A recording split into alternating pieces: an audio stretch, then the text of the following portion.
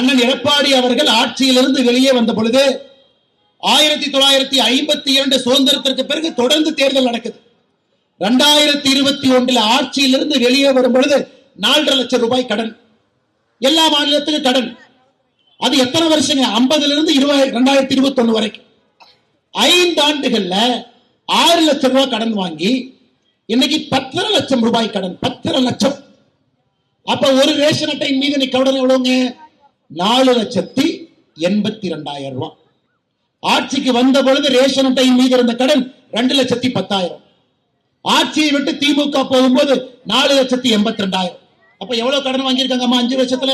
ஒரு ரேஷன் அட்டையில 2,70,000 ரூபாய்.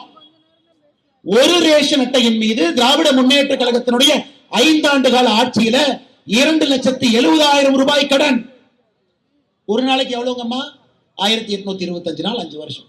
ஒரு நாளைக்கு 150 ரூபாய் கடன். அம்மா, இது பேரு தான் கருணாநிதித்தனம். யாராவது கருணாநிதித்தனம் என்னன்னு கேட்டீங்கன்னா இதுதான். 20 ரூபாயை கொடுத்து 150 ரூபாயை புடுங்கிறது. அப்ப என்ன ஆட்சி நீங்க நடத்துனீங்க?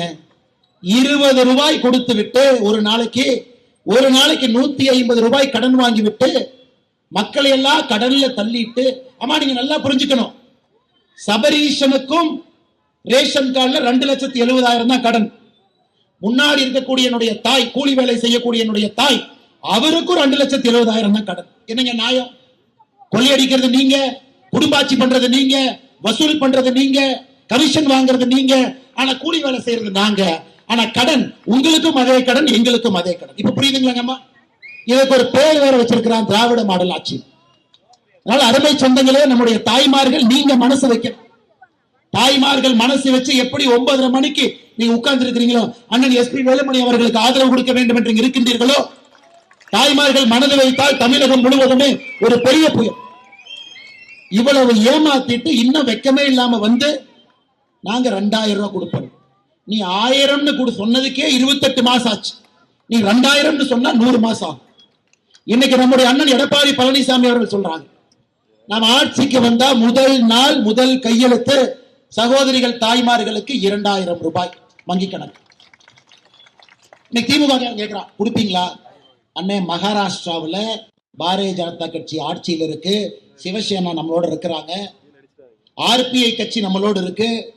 தேர்தலுக்கு முன்பு சொன்னோம், நம்ம ஆட்சிக்கு வந்த உடனே 2,100 ரூபாய் கொடுப்போம். ஆட்சிக்கு வந்து முதல் நாள் மகாராஷ்டிராவில் தேவேந்திர பட்னவிஸ் அவர்கள் போட்ட முதல் கையெழுத்து சகோதரிகளுக்கு 2,100. 28வது மாசம் இல்லைங்கம்மா, 27வது மாசம் இல்ல, முதல் மாதம். சொன்னால் செய்யக்கூடியது பாரத பிரதமர் நரேந்திர மோடி அவர்கள், அண்ணன் எடப்பாடி பழனிசாமி அவர்கள். நமக்கு கரண்ட் பில் ஏறியாச்சு, பால் விலை ஏறியாச்சு, கேபிள் விலை ஏறியாச்சு, சொத்து வரி ஏறியாச்சு, எல்லாத்தையும் ஏறியாச்சு. விவசாயிகள்கிட்ட கோவணம் மட்டும்தான் இருக்கு, நடுத்தர குடும்பத்துக்கிட்ட சட்ட வேட்டி மட்டும்தான் இருக்கு, எல்லாத்தையும் உருவிட்டானுங்க இன்னைக்கு. அதனால்தான் அண்ணன் எடப்பாடி பழனிசாமி அவர்கள் ஒரு குடும்பத்திற்கு நீங்க வரி கட்டி கட்டி கட்டியே மாஞ்சு போயிட்டீங்க. ஒரு குடும்பத்திற்கு உதவித்தொகை 10,000 ரூபாய் ஆட்சிக்கு வந்த உடனே வங்கி கணக்கு அனுப்பிச்சது. இது யாரும் யாருக்கு இலவசமா கொடுக்கலீங்கம்மா, உங்க பணத்தை உங்களுக்கு அரசு கொடுக்கிறாங்க. யோசிச்சு பாருங்க. அதனால திமுக காரன் யாராச்சும் வந்து நான் 1000 ரூபாய் கொடுக்கிறேன், 2,000 ரூபாய் கொடுக்கிறேன்னா வீட்டுக்கு வெளியே பிஞ்ச செருப்பு இருக்கு, ஓடி போயிரு நீங்க சொல்லிருங்க. வேற எதுவுமே வேண்டாம். பெண்களுக்கு பாலியல் வன்கொடை, பெண்களுக்கு எதிரான குற்றம், அதை வந்து உங்களால காப்பாற்ற முடியல, துப்பு இல்ல, இன்னைக்கு வந்து பேசிட்டு இருக்கிறாங்க. எதற்காக நம்ம இதெல்லாம் சொல்றாங்கம்மா? இதை நம்ம ஏமாந்துட கூடாதுங்கம்மா. பாருங்க, இன்னைக்கு தயாநிதி மாறன் சொல்றாரு. தயாநிதி மாறன் கருணாநிதியோட பேரன் ஒரு மீட்டிங்ல உட்கார்ந்து இருக்காரு, பக்கத்துல 10 ரூபாய் பாலாஜி உட்கார்ந்து இருக்காரு. தயாநிதி மாறன் சொல்றாரு, கோயம்புத்தூர்காரங்க குசுப்புக்காரங்க பக்கத்து ஊருக்காரங்களை கெடுப்பாங்களாமா. ஏன் உனக்கு ஓட்டு போடலினா ஓட்டு போடலின்னு சொல்லுங்க. எதுக்காக கோயம்புத்தூர் மக்கள் மீது அபாண்டமான ஒரு குற்றச்சாட்டை வைக்கிறீங்க? கோயம்புத்தூர் மக்கள் அவர்களும் நன்றாக வாழ்வார்கள், வந்தவர்களையும் நன்றாக வாழ வைப்பார்கள். கோயம்புத்தூர் மக்கள். இதை உங்க தாத்தா ஐயா கருணாநிதி அவர்கள் காமராஜர் ஐயாவை எழுந்து தேர்தல் பிரச்சாரம் பண்ண பொழுது குமரியில சொல்றார், கன்னியாகுமரியில கருணாநிதி ஐயா, நெல்லை எங்கள் எல்லை, குமரி எங்கள் தொல்லைங்கிறார். ஏன்னா குமரியில காமராஜர் ஐயா இருக்காராமா, நாகர்கோவில் காமராஜர் ஐயா தொந்தரவு பண்றாராம். அதனால காமராஜர் ஐயா தொல்லை. நீங்க அனைத்து இந்திய அண்ணா திராவிட முன்னேற்ற கழகம், பாரதிய ஜனதா கட்சி, தமிழ் மாநில காங்கிரஸ், பார்வர்டு பிளாக், இவங்க எல்லாம் தொந்தரவு. அமமுக இங்க தொந்தரவு. நெல்லை எங்கள் எல்லை, குமரி எங்கள் தொல்லைன்னு எப்ப கருணாநிதி சொன்னாரோ அப்பிருந்து குமரியை பொறுத்தவரை திமுக பக்கம் இல்ல. தேர்தல் கூட்டணினா திமுக காரன் காங்கிரஸ் சொல்லுவாங்க, இந்த பக்கமே நாங்க வந்துட மாட்டோம், நீங்க நின்னுக்குங்க, இந்த பக்கமே நாங்க வரமாட்டோம். 6 சட்டமன்ற தொகுதி இருக்கு. கன்னியாகுமரி அனைத்து இந்திய அண்ணா திராவிட முன்னேற்ற கழகம் நம்முடைய மாவட்ட செயலாளர் அதிமுக அவங்க ஜெயிப்பாங்க. மிச்ச இடத்துல காங்கிரஸ் ஜெயிக்கும், பிஜேபி நாகர்கோவில் நாம ஜெயித்திருக்கோம். திமுகவுக்கு வேலையே இல்லை. ஏன்? ரோஷமுள்ள குமரி மக்கள் சொன்னார்கள், எங்களை பார்த்து நீங்க என்ன சொன்னீங்க? நெல்லை உங்கள் எல்லை, குமரி உங்கள் தொல்லையால். இன்னைக்கு கோயம்புத்தூர் மக்களை பார்த்து குசும்புக்காரர்கள் பக்கத்தூருக்கு எடுப்பாங்கன்னு சொல்றவங்கள கோயம்புத்தூர் பக்கமே நீங்கள் விடக்கூடாது என்கின்ற அன்பான வேண்டுகோளை இந்த நேரத்தில் நான் வைக்கின்றேன். அன்பு சொந்தங்கள், கோயம்புத்தூருக்கு இன்னைக்கு தரம் வேண்டும், உலக தரம் வேண்டும். எனக்கு பெரிய நம்பிக்கை இருக்கு. இன்னைக்கு நம்முடைய பாரத பிரதமர் நரேந்திர மோடி அவர்கள் வரும் பொழுது வரவேற்பதற்காக நான் நிற்பேன், அண்ணன் வேலுமணி அவர்கள் இருப்பாங்க. மோடி ஐயா என் பேரை சொல்வது அவருக்கு என்னை தெரியுங்க ஐயா, அதே கட்சியில் இருக்க என் பேரை சொல்றாங்க. ஆனா வேலுமணி பார்க்கும் பொழுது ஹலோ மிஸ்டர் வேலுமணி என்று சொல்வார். எதற்கு அதை சொல்றார்? எதுக்கு அவர் பேரை சொல்றாரு? எத்தனையோ பேர் இருக்கிறாங்க, எத்தனையோ கூட்டணி கட்சிகள் இருக்கு. ஆனா பிரதமர் அவர்கள் எல்லா கூட்டணி கட்சியினுடைய தலைவருடைய பெயரை ஞாபகத்தை வைத்துக் கொள்ள வேண்டிய அவசியம் இல்லை. ஏனென்றால் ஒரு மனிதனுடைய உழைப்பு அந்த தொகுதியினுடைய முன்னேற்றம் மட்டுமில்லைங்க, பகுதியினுடைய முன்னேற்றம். அரசியலை பொறுத்தவரை அந்த மாதிரி தலைவர்கள் கிடைக்கும் போது பகுதி வளர்ந்துடும். IT park, information technology park, மருத்துவக் கல்லூரி எல்லாம் வரணும். 5 ஆண்டுகளாக கோயம்புத்தூர்ல அதிமுக ஆட்சியில அண்ணன் தேங்காய் உடைச்சத இன்னைக்கு ஸ்டாலின் ஐயா ரிப்பன் கட் பண்றாரு. அவ்வளவுதான், வேற ஒண்ணுமே இல்லைங்க. தேங்காய் உடைச்சது அவங்க, ரிப்பன் கட் பண்றது ஸ்டாலின். அதனால நமக்கு வேண்டாங்க. இந்த முறை பாரதிய ஜனதா கட்சி பலமாக நாம் நின்று கொண்டிருக்கின்றோம். மத்திய அரசு பலமாக நின்று கொண்டிருக்கிறது.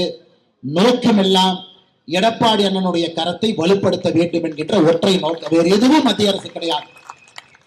நமக்கு என்னங்க, எங்களுக்கு ஒரு பேராசை இருக்கு.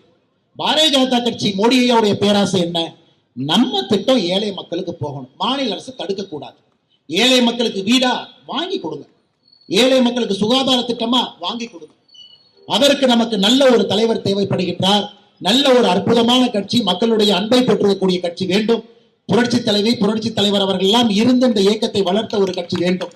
அந்த கட்சி இன்னைக்கு தமிழகத்தில் தேசிய ஜனநாயக கூட்டணியுடைய தலைமையை வகித்த அந்த கட்சி இன்னைக்கு இருக்கு. அதனால உங்களுக்கு எந்த சந்தேகமும் எந்த சிந்தனையும் வேண்டாம். இன்னைக்கு இங்க அண்ணன் நிக்கிறாங்க, வரும்போது பார்த்த திமுக காரன் இடத்துல போஸ்ட் ஒட்டி வச்சிருந்தான். என்னங்க ஐயான்னு கேட்டேன். வெச்ச குறி தப்பாது அப்படின்னு போஸ்ட் ஒட்டிருக்கான் திமுக காரன். உங்களால உரியடிக்க சொன்னாவே பக்கத்து காட்டுல போய் அங்க உரியடிப்பாங்க. தொண்டாமுத்தூர்ல வெச்ச குறி தப்பாதுன்னு ஏன் போஸ்டர் காஸ்ட் வேஸ்ட் பண்ணி காசு ஒட்டுறீங்க? அதனால் 4வது முறையும் தொடர்ந்து இந்த தொண்டாமுத்தூர்ல திராவிட முன்னேற்ற கழகம் 4வது முறையும் திமுக இங்க தோக்க போகுது.